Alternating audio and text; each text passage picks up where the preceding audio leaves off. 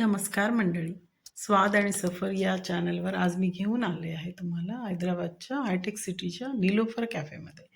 तर हे आमचं आधी ठरलेलं नसतं, अचानक सडनली आमचं ठरतं आणि आम्ही जातो.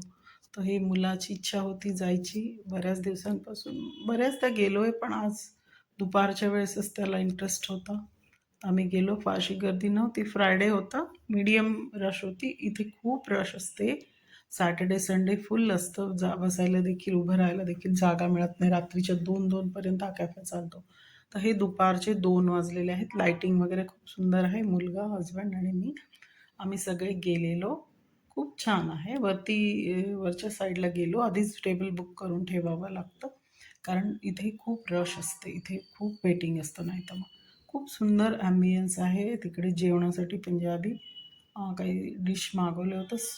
सूप मागवलं होतं आणि दाल माखनी वगैरे आणि काही नान वगैरे मागवले होते. आणि पंजाबी जेवण थोडंसं लाईट केलं आणि मग ह्या लोकांना प्यायचं होतं. ही कॉफी माझ्यासाठी आणली आणि नंतर या लोकांना प्यायचं होतं इथलं स्पेशल इराणी चाय आणि बनमास्का वगैरे खायचं होतं. तर खाणंपेक्षाही त्यांना ती चहाची टेस्ट इथली फार सुंदर आहे असं म्हणतात. मी चहा पीत नाही, त्याच्यामुळे मला काही कल्पना नाही. पण मी कॉफी घेतली आणि इथे खूप सुंदर एक व्हिडिओ त्यांचा चालू होता, तो पण मी घेतला. आणि छान आहे. ॲम्बियन्स वगैरे खूप सुंदर आहे. काहीतरी चेंज म्हणून जायला.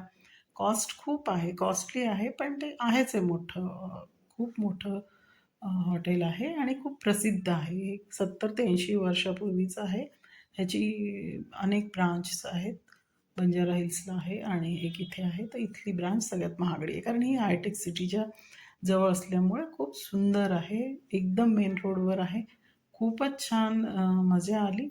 तिथलं ॲम्बियन्स, तिथलं फूड आणि तिथलं सगळं डेकोरेशन आणि तिथली सर्व्हिस सगळं फार छान. लाईक, शेअर अँड सबस्क्राईब करा. धन्यवाद.